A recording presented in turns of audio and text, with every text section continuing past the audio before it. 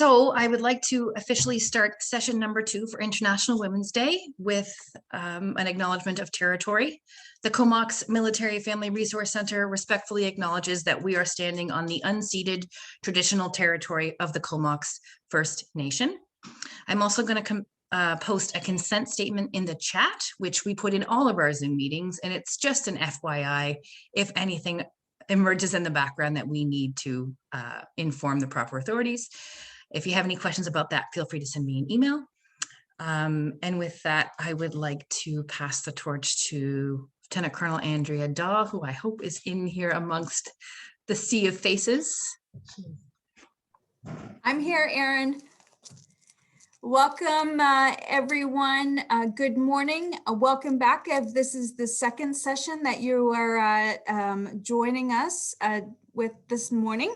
The first session, if you had missed it, wow, it was fantastic and inspirational. And I'm sure that many of us can take away from the words that Monica spoke to us this morning.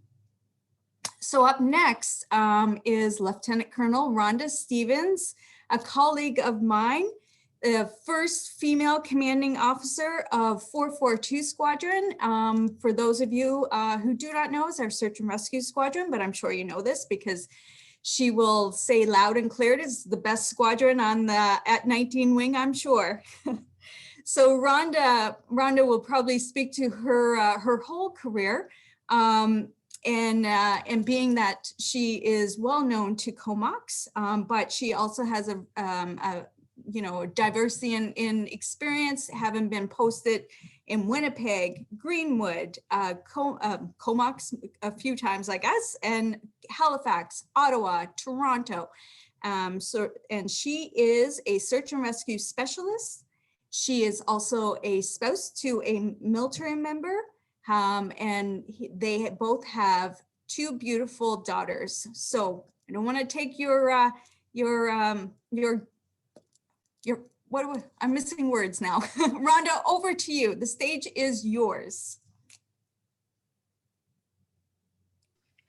All right. Good morning, everyone. Can you hear me? Perfect. Great. Well, thank you very much, Andrea, Lieutenant Colonel Daw, for the lovely introduction. Thank you, Erin, for putting on and hosting this wonderful event, and to the rest of the team at the Military Family Resource Center. It's great to have a forum to be able to come together on International Women's Day and celebrate this great day. So I'm thrilled, honored to be invited, and yeah, happy International Women's Day to everyone. For those who joined before, Monica Bobbitt was fantastic. She spoke to me when I was in Toronto, well, to our entire class when I was at the Canadian Forces Staff College, and she was wonderful. So she certainly set a great atmosphere for the day. And yeah, I'm looking forward to being able to share a bit of my experience with you, and then hopefully in the next little bit, be able to field some of your questions or the interest that you may have. So who am I, and how did I get to be where I am today? So yeah, I'm a mom, and I'm a 45-year-old woman first to start. So I'm a 45-year-old woman. I'm a mom of 2 daughters. My husband, Kevin, I think might be on the line. So Major Kevin Stevens. So whenever you have issues at the base, for those who live in Comox, my lovely husband, who I met throughout this military journey, he's there to assist. So I'll share a little bit more about how we all came to be, because it's quite entertaining. And yeah, and I am the commanding officer, the first female commanding officer of 442 Search and Rescue Squadron. And that's quite an honor for me.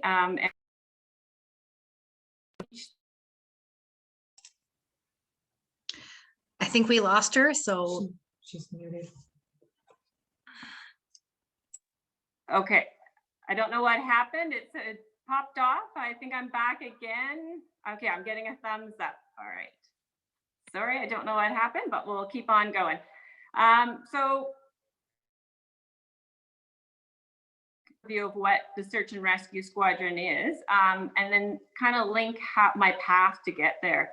So there's basically each day, I go into a squadron of approximately 230 personnel, men and women, and from all various backgrounds. And there's military people, there's civilian people, there's contractors, and people linked in with us from all around the world.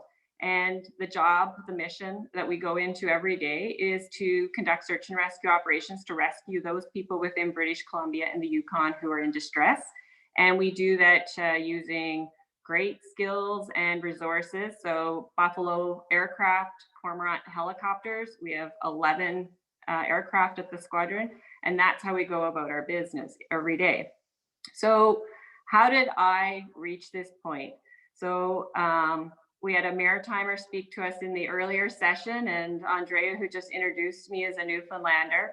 And so I grew up in a small little community in Newfoundland. Not sure if my mom and dad are on the line, but if they are, I got to give a shout out to Art and Una. So grew up in a little cove where all my family and extended family was nestled in, overlooking the ocean. I'd like to call it a little fishing village. There's perhaps 500 people. Today there might be about 100. There's no shops, there's no stores, there's no lines that pave the road. They're just small little single traffic road. There's no gas stations. There's a little community center, and that's pretty much it. And I went to a school that was from grade kindergarten to grade 12, and it had about 100 people. Everybody knew everybody. Most people were related to each other. And a day's activity, and I'm sure like a lot of folks, if you didn't grow up in a city, a day's activity was go outside and find something to do, play in the trees, hopefully find a cat that had kittens that you could get really excited about, or go down to the beach and get your feet wet playing in the water.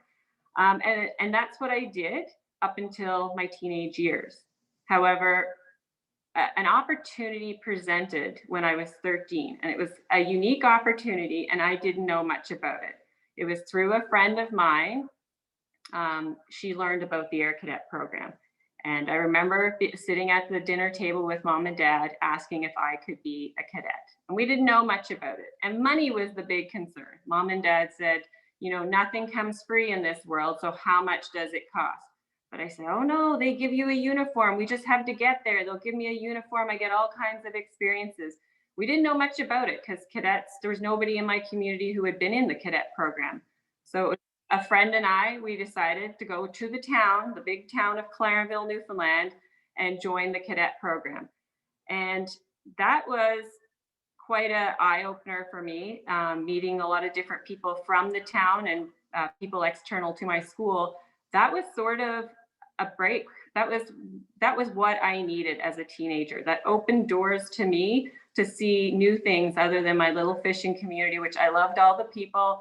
And I was involved in the school and fundraising and picking up garbage on the side of the roads and trying to help the environment. But the cadet program really enabled me to just broaden my horizons in the teenage years.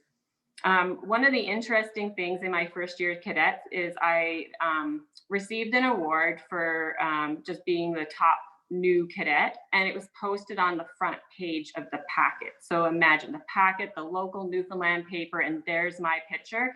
Still have it today. And that picture was, wow, how did this happen? How did I get on the front page of the packet? And I kind of didn't understand why I was on the front page. I did what the other people did. I had perfect attendance. I worked really hard. I could mark time, do drill, give out commands, and I was on the front page of the packet. And so that for me just motivated me and drove me to just want to be a better person and do more. So the cadet program took off throughout my teenage years. However, I didn't hear much about the military. I knew about the cadets and it was sort of isolated. And then my school guidance counselor in grade 12 invited us to, or I don't think he invited us actually, he told us we were going on a field trip to St. John's. Now that was a big deal to go to St. John's, where all the traffic lights, the McDonald's, everything that, you know, a rural Newfoundland teenager dreamt of, with your classmates to stay in a hotel. It was big. And they took us to Memorial University, they took us to some of the career colleges, and they took us to the recruiting center. No one else in my class had any interest in the recruiting center. They were planning to stay in Newfoundland, go to career academy, college, a few people to university. But I thought, being a cadet, this seemed very similar. And I decided, because throughout my cadet years, I managed to get my glider pilot's license. And I thought, you know what? I need to find out if I can be a pilot. Like, it's pretty cool, because I'll never forget the first day as a 16-year-old, you know, taking a glider and flying it around Nova Scotia. That was a big milestone for me. So I asked about being a pilot, and they said, oh yes, you can be a pilot. And I thought, you know what, this sounds great, but I don't know if I'll get accepted. So I put in the application like anybody else joining the military. But I had won a scholarship to go to Memorial University. Not a large scholarship, but a little bit of money. And that was a big deal too. So I'd applied for engineering in Memorial University, had won a scholarship, and thought that's where I'll be going. However, sitting in biology class in grade 12, it was a Friday afternoon, and the school secretary came on and said, Rhonda Eddy was my maiden name, Rhonda Eddy, can you report to the principal's office, please? And everybody in class, that was a big deal if you got called on the PA, oohed and awed, wonder what kind of trouble Miss Rhonda Eddy was in. And so I went up to the principal's office, and on the other end of the phone, they said, you have a phone call. It was the recruiting center. So they had called home, and mom and dad said, oh, she's in school today. Yeah, we know she's not here. You can't talk to her, but here's the school number. So the recruiting center, a sergeant, called Swift Current Integrated School and said to me, you've been selected to go into the military as a pilot, and you have till Monday to let us know. I was like, what? Monday? I'm going to MUN. I'm not going to the military. And he said, well, you have till Monday to let us know. And I thought, oh boy, well, all my plans were set up for Memorial University. Well, he said, talk to your parents and call us back. So I went home, and mom was upset. She said, you're too young. You can't leave and go. What does this mean? And I was 17, and I said, Mom, I got to tell them by Monday if I'm going to go. And so we talked it over, and I think, am I still on here? Can everybody hear me? Yeah, okay, getting a thumbs up. My screen just switched. Just wanted to make sure you could hear me. And so we made the decision as a family that I'm going to join the military. Still didn't really know what that meant, but I'm going to join the military and become a pilot. That's what I thought. And so I graduated from grade 12, and 3 days later, I was on an airplane going to Chilliwack to basic training. And I honestly didn't really know what that meant. So in the joining instructions, they had said, don't pack any jeans. Well, as a teenager, that's all I had. So I wore a long black skirt right to the floor and a pair of loafers and a tweed blazer. That was my church outfit growing up, and that's what I put on. Mom tucked $100 in my hand and wished me best of luck as tears poured down her face, saying she's too young to go. I had no idea what I was doing. I was going to basic training in Chilliwack for the summer, 3 days after high school by myself. And I thought, oh boy, what have I got myself into? So we landed in Vancouver. I just remember the heat. I can remember the view of the mountains as we flew into Vancouver. And I thought, boy, I hope this is a good summer and that it's like cadet camp, because that's all I knew. Well, I was in for a rude awakening. Very early on, the drill sergeants with their handlebar mustaches, they started to yell as they were lining us up. And they set us up, got us on buses. We ended up in Chilliwack. And very early on, we were formed up like we were in cadets to march, but we didn't have a uniform, and we didn't get a uniform for multiple days. What's interesting is I have my black skirt, but my black skirt was form-fitting to the ground. So you picture a 6-foot gentleman, pretty much all men, there was a couple other ladies, a 6-foot gentleman as the right marker, and they're yelling out left, right, left, right. Well, my poor little legs couldn't go because my skirt was too tight. So it didn't really work for the marching, and they kept yelling, Eddie, get in step, get in cadence. But my little feet couldn't work because my skirt was too tight. So I quickly, as soon as I got a break and nobody was looking, ripped the back of my skirt, because I thought, oh, okay, now I can march and I won't stand out. So then the next step, they said, everybody introduce themselves. So when my turn came, I was so nervous and my heart was beating fast. And I said, hello, everybody, I'm Rhonda Eddy and I'm from Nord Arbor, Newfoundland. And they all started to laugh and said, boy, oh boy, are we gonna have fun with her? And they did. And you might detect that there's not a great Newfie accent, except when I turn on my Newfie accent. But there's a reason for that. So here I am, 17 years old. I had hair to the center of my back, nice curly long hair. My black skirt that was now ripped because I couldn't march properly. And they said, we're going to have fun with her. Why? Because my Newfoundland accent was so thick that they wanted to hear me sing. So they put me up in front of the platoon to lead the platoon in Rattling Bog. And I don't know if you know the song, Oh Ho, the Rattling Bog, but I had to do that every single day. And I thought, oh gosh, how am I ever going to survive this? Because every time I mess up, everybody knows who I am now. So I figured I got to find a way to become a little bit more discreet. So getting in trouble a lot caused me to be in the push-up position. Well, for the first 3 days, the push-up position when you were in the front rank didn't work very well when you had a skirt on and there was men standing behind you and you were in the push-up position because I didn't know how to do push-ups. And remember, I had ripped that skirt.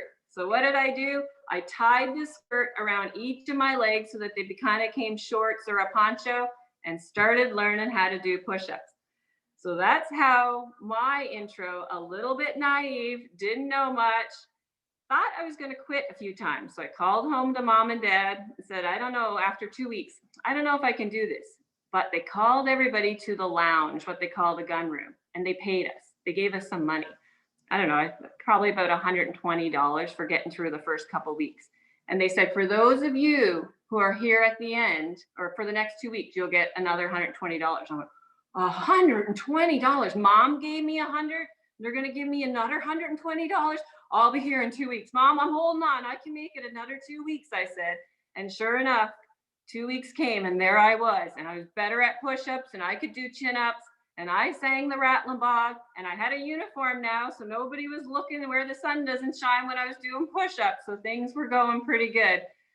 So at the end of basic training, I had survived and things were going pretty well. And I made lots of great friends. And I thought, okay, I don't know what's next. I'm going off to military college. They said to be an engineer. So I thought, oh, that's not so bad. I'm going to become an engineer.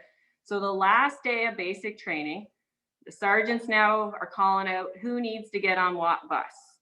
So there's a bus for Royal Roads in Victoria, and there's a bus to go to the airport for RMC in Kingston, and there's a bus to go to Collège Militaire Royal in Saint Jean.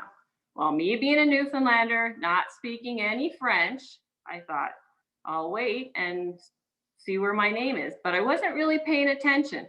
So I went and I hopped on the bus with all my friends who spoke English to go to Kingston. So they took roll call before the bus departed, and the only name not called was Rhonda. Officer Cadet Rhonda. I was like, uh-oh, why am I sitting on a bus and I'm the only one? Well, lo and behold, I had thought, because I was English speaking, I should be going to Kingston.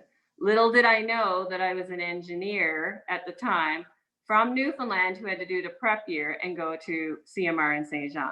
So not off to a good start. So here I was on the wrong bus going to Kingston when I was supposed to be going to Saint Jean. So that just shows how I started out knowing very little about this organization that I had joined. Well, the training continued. I went to RMC, CMR and RMC, and I have to say that was an eye-opener as well. So I worked really hard in the first couple of weeks to speak like a mainlander. I said, I can't say them and those and these and that anymore. I need to say them, those, these, that. I worked really, really hard to make sure that I didn't stand out throughout military college. And when I went home the first Christmas, Mom and Dad said, Rhonda girl, what happened? You speaks like a mainlander. And I said, I really can't stand out. I need to get my hair tucked up neatly. I can't do anything that makes me stand out and be any different from anybody else in the group. And so that's what happened to my Newfoundland accent. I didn't want to be out front singing the Rattling Bog. And although I'm very proud of my heritage and coming from Newfoundland, I certainly had to work hard to try and make sure that I blended in, and that I did. But I didn't blend in too much. I managed to get through my 5 years of military college. And that was probably one of the proudest moments. My mom had never left Newfoundland. And her coming to see me graduate was probably one of the biggest highlights, of my military career. It turned out that I had been appointed to the cadet squadron leader, which is equivalent in the cadet land as a CO. And so on the graduation parade, my squadron was the furthest right of line. We had collected the most points. I, Newfoundland girl, had received an award and was called up in front of everybody in the college, in front of my mom and dad, for being able to speak French. So I'd received the French award that year. And to be able to march around in the red scarlet tunic and see my mom and dad smiling and taking pictures from the front was a very rewarding point. And I knew it wasn't easy, but at that point, from then on, anytime the word can't, you cannot do it, Rhonda, crept into my head, I immediately wiped that out and said, you know what, you can do anything you put your mind through to it. So I adopted a philosophy after military college because I felt so proud of what I had accomplished. And to this day, I follow that philosophy. So I basically look at the glass half full all the time. And I feel it brings about positivity if you always focus. And you know what, this year, as we go through the pandemic, you know, it's been difficult and challenging for so many people. And I think if you find an opportunity to focus on all the positives, that's really what fills you with good people, a good atmosphere. And I certainly do that today at 442. So my journey continued and I carried on through my training. But basically after military college, I got sent to Comox, here in Comox 442 Squadron. So I'm 21 years old, I just graduated, and coming to Comox and being an on-the-job trainer waiting for my training at 442, that was truly when I got my first taste of military life. And that drove me to want to do better and want to aspire to be something. I was like, oh, this is what the real world's about. I watched the air crews, the SARTECs come and go. I got to go for flights, and I said, you know what? I truly have this desire now to just build up on all the training that I've received and become a leader in this organization. So I did my navigator training, and all throughout my school, I kept thinking, I want to be posted on Buffalo aircrafts in Comox. And I heard, no, sorry. I'm sorry, Rhonda, there's no opportunity. I'm sorry, Second Lieutenant Eddie, there's no opportunity for you to go do that. And in my mind, I thought, you know what? You keep asking, keep saying that that's what you want to do. And eventually it might come to you. And sure enough, it was the day before graduation. And in my mind, I thought I was going to Trenton. And they came and said, you're going to Comox on Buffaloes. And it truly was just a dream come true. And I showed up in Comox, and I can recall sitting in a briefing room. And the CO at the time, the commanding officer of the squadron, and it was a pretty male-dominated environment. There was a few women. Jen Weisenborn, I think, is on the group today. She was a Labrador helicopter pilot, so she was in the squadron, and I look up to her today, and I did back then as well. And there was one other pilot, and the first female SARTEC was in the room as well. And I remember seeing the male CO get up and in front of the squadron at a morning brief, and he handed out some awards and some promotions. And I had a moment that I'll never forget, wondering, could I ever do that? Could I ever be a CO that stands in front? And I remember thinking I'd get tagged to be a briefer, they lead the squadron through a briefing, and my heart would beat so fast.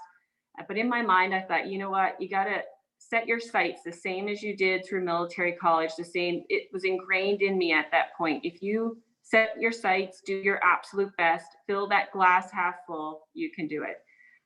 So my first posting was absolutely amazing. So I qualified as a search and rescue navigator on the Buffalo, rewarding SAR missions. My first SAR mission was in the middle or late in the evening on a Sunday. We always joke that that's when they come in, when you're about ready to sit down and have your supper. That's when somebody from their weekend activities tend to get caught in distress.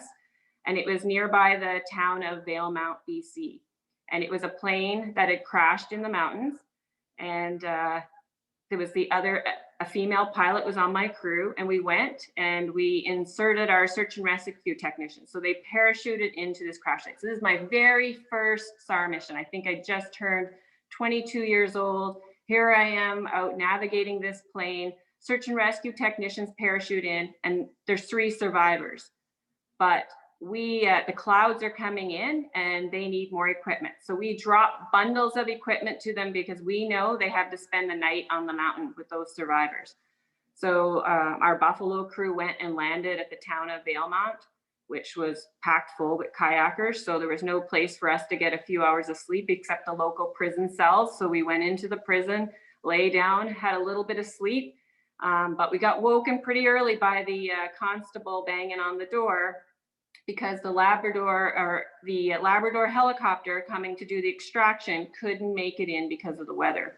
So we had to rush to the airplane, turn on all our lights and navigation equipment to home that Labrador helicopter in. The rescue turned out to be exceptional in that we saved everybody. The next day, our Buffalo aircraft took those injured patients to Vancouver, and that started my career. That really marked my career. For the next 5 years, I flew thousands of hours, flying all across Canada, up in the Arctic, which I love flying in the Arctic. It's one of my favorite places. I just think it's so serene, vast, and beautiful. And conducted hundreds of search and rescue missions. So it was very rewarding. And the focus during that posting was really on me. It was my career, meeting people, figuring out the military system, and just trying to be the best I could be. But one day during that posting, I got tagged to be an OPI for a cadet visit.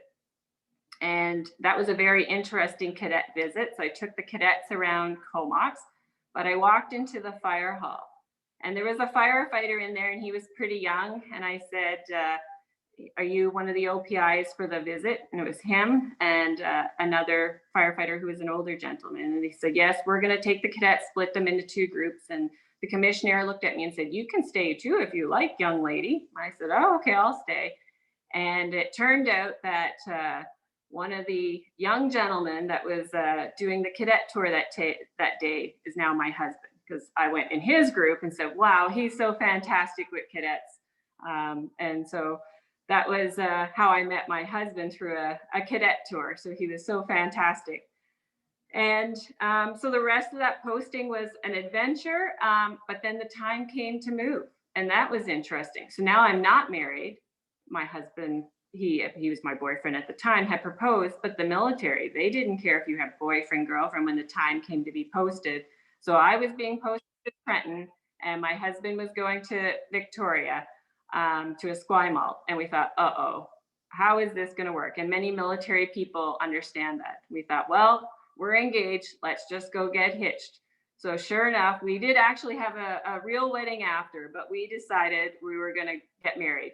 We didn't tell anybody. We went to a justice of the peace, and he was in his firefighter outfit because he was on shift and told his boss he had to tend to something important. I was in some cycling gear. We got married, and sure enough, we had a posting message after.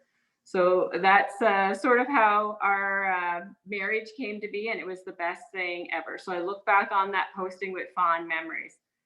Well, we didn't go to Trenton or Esquimalt. We went to Winnipeg. And Winnipeg was fine.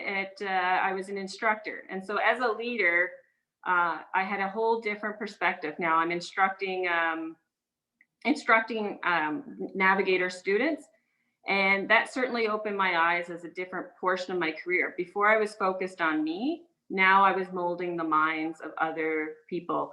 And what was interesting about that is last year when I got posted back to Comox, my deputy commanding officer, Genevieve Landry, for anybody who might know her, and I believe she was on the line, was my deputy commanding officer. She was my deputy commanding officer, but she was also a student of mine. So it just shows, you know, this organization is so small and that you have to always treat people with respect. And I see her posting a comment, but how absolutely incredible for me to have the opportunity to instruct her and her husband, and then her to be my deputy commanding officer, and absolutely fantastic at it. So while we were in Winnipeg, of course, now we're married, and we actually didn't decide to have a baby. We got pregnant. My husband was scheduled to go to Afghanistan on the first roto, and we ended up getting pregnant. And what's interesting is my instructional tour was coming to an end. He was getting ready to leave to go to Afghanistan. And my boss had said, you need a new posting. So an executive assistant would be great for you to advance your military career. So I interviewed for one job while I was pregnant, and my interview for the next EA job, we had to do 2 interviews, which was for General Blondin. If anybody knows, he was a lovely man, but he was tough. I gave birth 4:26 in the morning. At 8:30, I was supposed to be in his office for an interview. Well, lo and behold, that didn't happen. My lovely husband called and said she won't make it. She just gave birth. But they asked me to come in 3 days later. 3 days later, so I had never had a child before and didn't know much about it. But I said, I don't think I can fit in my uniform. And if it's necessary that I come, I'll try. So my mom and dad had come to help out with the baby. And going to the interview for General Blondin was the first time I'd ever left my baby. So I was pretty emotional. I'd been up all night because I still hadn't figured out the whole breastfeeding thing. So I walk into an interview, or waddled, I should say, into an interview to be General Blondin's EA, or to interview for it. And during that interview, I was so fatigued and emotional. I didn't know if I was going to start bursting out laughing or crying. And no word of a lie, in the middle of the interview, he said, could you tell me about your impression and what you think about UAVs, so unmanned aerial vehicles, which was relatively new at the time, and the Just S program? And I stared at him and said, if you afford me the opportunity to be your EA, when I return from maternity leave, I'll be more than happy to look into the Just S UAV program. But I've been up all night with a newborn baby who's 3 days old. And then I looked down and I saw that I was lactating from my breast. And I said, and right now, I don't know if I'm going to laugh or cry. And I think he felt so uncomfortable that he said, okay, that concludes the interview. Needless to say, if you're wondering if I ended up getting the job, I was between the base commander's EA and General Blondin, and the base commander's EA said, I'll take her. So I ended up getting an EA job. And that really pushed me and motivated me, because when you have, I was an EA for 2 different colonels, and they were absolutely fantastic in that they saw that I had the potential to be someone, and they motivated, they pushed me, and they also, they inspired me to want to do more. And so really that was being an EA with a little baby at home, I have to say too, certainly wasn't an easy one. Certainly wasn't an easy, so we went to Greenwood, my husband and I, but he deployed to Africa, and I had a 2-year-old daughter, and I was the base commander's EA. Had no family in the area. And all I can say is that that's when you really learn about finding balance in your life. And I'm sure many people here online have had to do that. But when your child is the first one dropped at the daycare and the last one picked up, that certainly as a mom leaves you wondering, are you in the right profession and can you do this? And so that thought went through my mind a lot when I was in Greenwood, but thankfully family and friends rallied around me and managed to help me get through that year. And my journey continued on to the point that I came back to Comox as a major and back to 442 Squadron, which that was certainly another one of the highlights of my career. And I'll never forget it. Another challenging posting in that, you know, being a military service couple and having to try and balance your profession, your home life, it's certainly not easy. My husband, so I met him, he was a corporal and I was a lieutenant when we met. And he decided on the posting back to Comox that he would like to advance his career. And so we both agreed, he took his commission, and that came with leaving and going to Gagetown for a year. And so I think for any military spouse, although I'm in the military myself, I think if you're a military spouse, you realize what sacrifice comes with your service, with, well, my service spouse leaving, but with your partner also leaving. And so it's certainly not easy. It leaves a lot to juggle. So thankfully, my mother-in-law, who's on the line here, I think, Benita, she was instrumental while Kevin was away in Gagetown and really helped helped me get through a flying tour. So I was flying search and rescue, 2 small kids. But it was extremely rewarding tour. And when the time came for me to be posted from Comox, it struck me that it's the people the people were fantastic throughout, but I never had such an emotional send-off ever as I did. Parachuting from the Buffalo for non-military people, it wasn't approved, and they went to great lengths and ended up getting a parachute jump for me out of the Buffalo when I left, a tandem jump, not by myself. But I could feel the love of the people and the support. And that's really when I set my sights on, I have to come back here as the commanding officer. And so Kevin and I and the 2 girls left, and we've been posted 9 times. So we left Comox after the 2nd time, and we ended up going to Halifax and then to Toronto because I had to do, the training that was required to become a commanding officer. We went to Ottawa, and then we were so fortunate, and I'll never forget the day when I was offered to be the CO of 442. It was a dream of mine. I tucked it away and said, this is something I want to do, and I held on to it. And the day I was offered, they said, would you like to go check with your husband? And I said, no, I don't want to go check with my husband. We're going. And I said, but by the way, is there employment for him there? I'd like to know that, but I'm going. And so, yeah, I think I hung up the phone and I called Kevin and said, we're going to Comox. And he said, well, do I have a job in Comox? I said, I don't know, but I'm going to Comox. I have my dream job.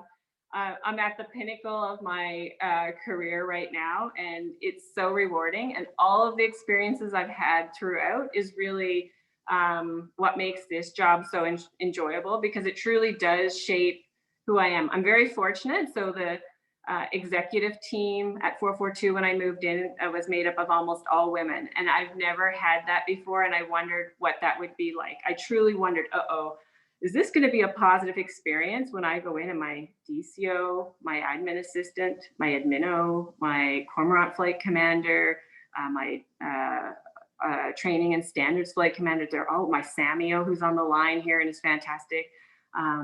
Is this going to be great? The men and women, all the people are fantastic, but I've never laughed so hard in my life. I have such a great group of people. They have my back. And the people at 442 Squadron, I think the part that I really enjoy about it is that my experiences help me to empathize and understand what many of those people are going through. When I see somebody struggling to find daycare, or I see somebody because they're posted away, or the pandemic is posing challenges, often I'm facing those challenges myself, or I have faced them in my career. And I think that's what makes it extremely rewarding.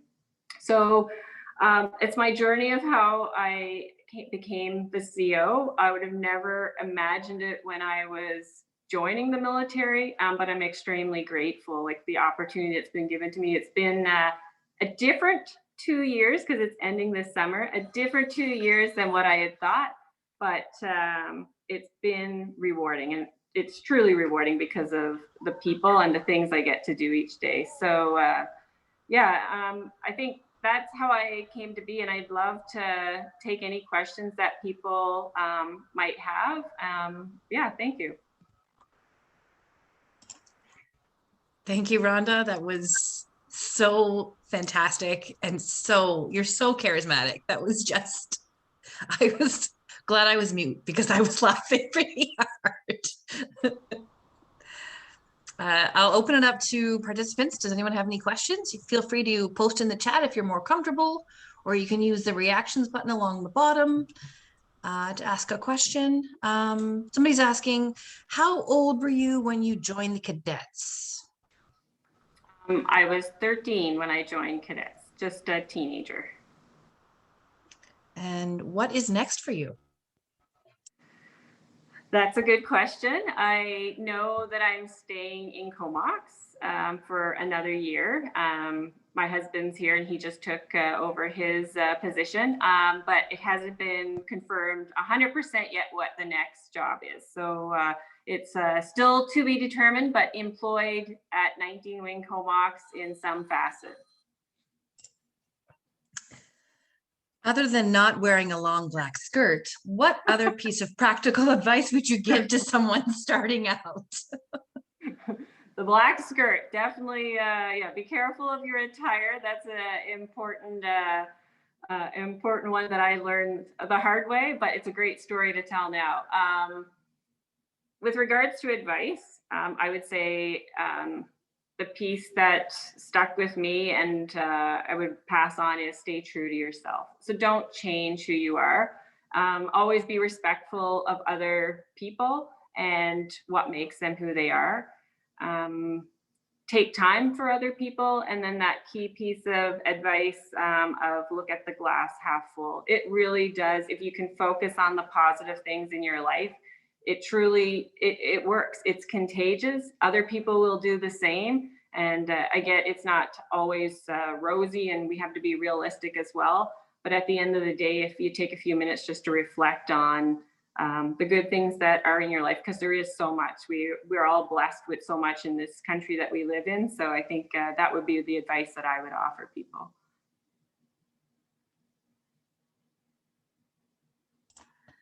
Genevieve, I think she wants to say something. Genevieve, you feel free to jump in.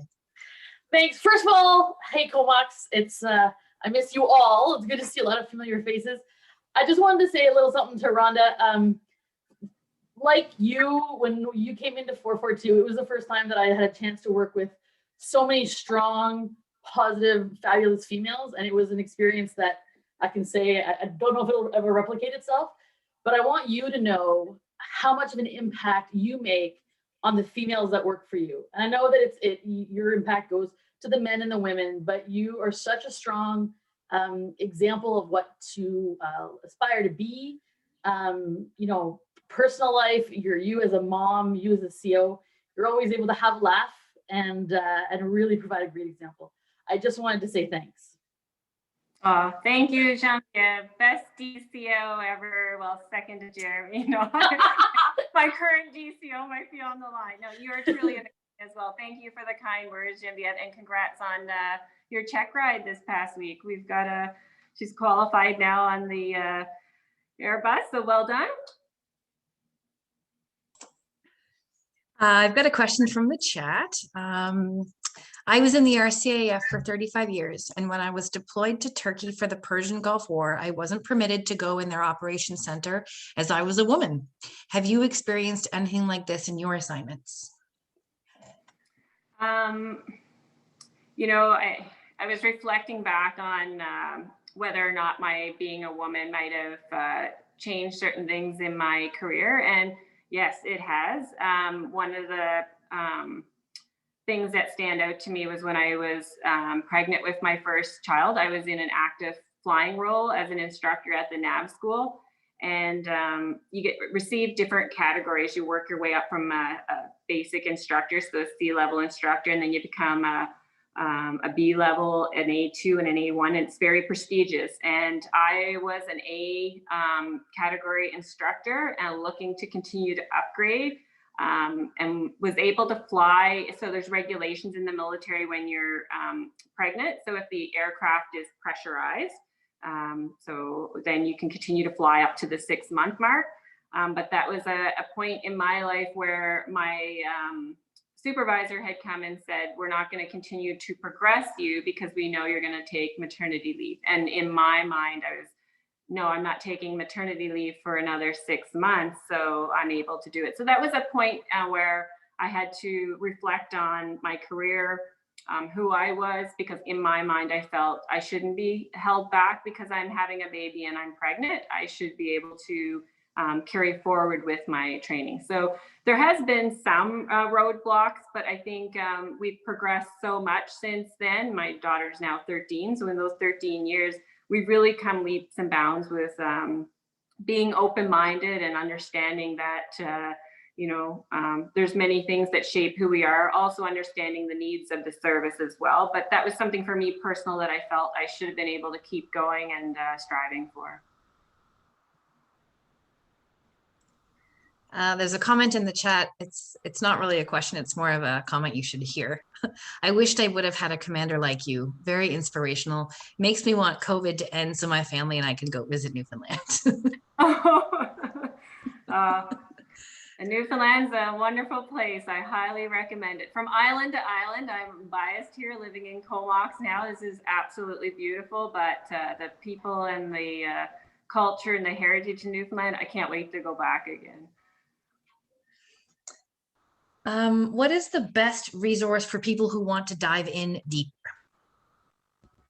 100% it's other people. You know, there's lots of tools that we can find, you know, reading material and things online, which are good to get you started, but it's really connecting with people that currently serve, and people that have served in the past, and spouses. So there's so many different facets to our military life. And for anybody, I've encouraged anybody that's looking to join, whether it's a youth or somebody that's you know, in their 30s, 40s, and they say, hey, you know what, I want to know more. It's link out. And with technology now, you can just chat. We have all our Facebook pages, the RCAF and the CAF, and a lot of mentorship programs. I'm part of the Elevate Aviation Mentor Program, as well as the Canadian Women in Aviation. So really it's learning on experiences, and never let the negative experiences shape who you're going to be or what you're going to do, because people are going to have different experiences along the way. Take those, learn from them, embrace them, and make them, yeah, and just grow from them. So I would say it's the people. If you reach out, you can certainly find some wonderful people who will tell you what it's like, and it's really good. It's not bad at all. I've got Candace who would like to ask you a question. Go ahead, Candace. Actually, it's Amelie that would like to ask the question. Yes. Good morning, ma'am. It's Captain Emily Omont. For those on the call, I work at Real Properties Operations Pacific Debt Comex at 19 Wing. Ma'am, first of all, thank you for sharing your experience. I'm proud not only as a woman, but as a military member to see you kick ass in the STAR world. My question to you is, how do you manage it all? Between being a commanding officer and a super mom, how do you manage your workload? Do you have any tips and tricks for us busy ladies? Thanks, Emily, for the question. For those who don't know, my husband is Emily's boss. I should go find him and ask him. Well, he's a good cook, so he helps me with supper. So that's helps take off the pressure a bit. Oh, how to find the balance. I don't always feel, or I don't believe I always had the perfect balance or the perfect solution. I may as well be honest. I think I'm getting better at it because I've had a lot of practice, but there's certainly, I've had my moments where I felt I wasn't a great mom, or perhaps I wasn't giving enough to the service. And I think it's just trying to realize that we can only do so much. And I think my motto every single morning as Kevin's leaving the door, because leaving the home, he usually leaves before me, and I say, save some for tomorrow. It will be there tomorrow. And people at work also know that if I leave and they're still in the office, I say, hey, get out and enjoy some fresh air, save some of it for tomorrow. Because we can never solve everything in the one day. And sometimes we just have to stop. I try to find a balance. You know, for example, this past weekend, so last week was a really rough one at work, and that there was a lot going on. And then, you know, in the evenings and the weekend, I really try to stop and enjoy family life. And so, for example, this past Saturday night, my two girls, my husband and I went for a little swim, and then we came back and did movie night. Throughout the pandemic, the Stevens karaoke happens quite a bit.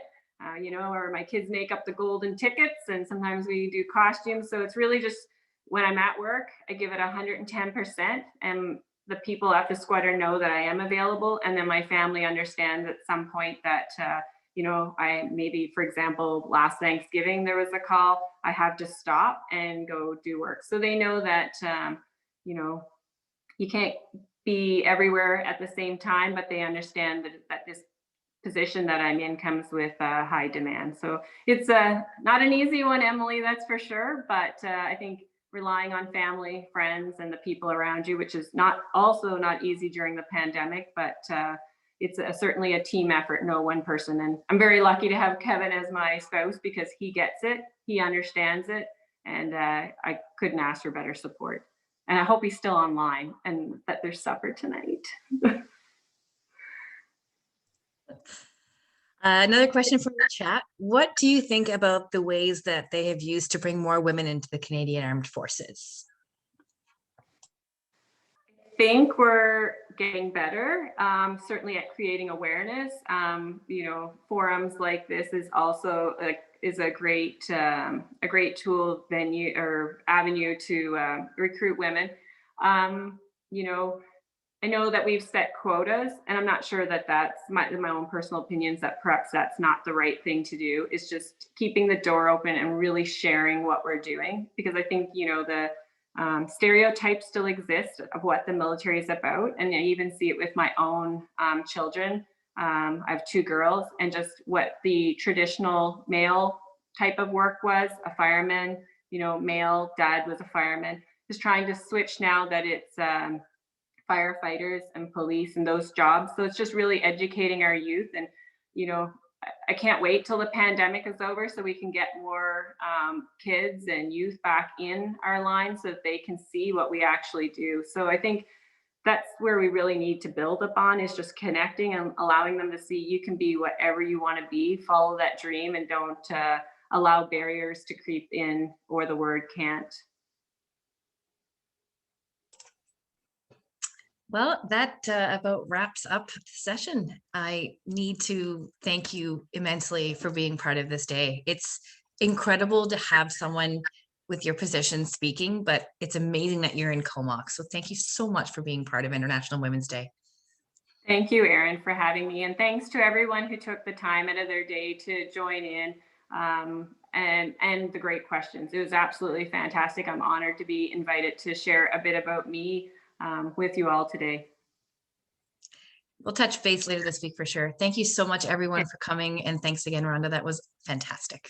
Thank you. Oh, the draw before everyone runs away.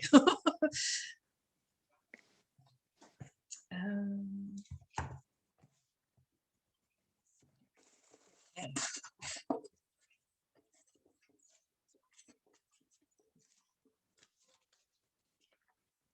Virginia Beaton. We'll touch base and I'll get your address so we can get that prize to you. And thanks again, everybody. Enjoy your day.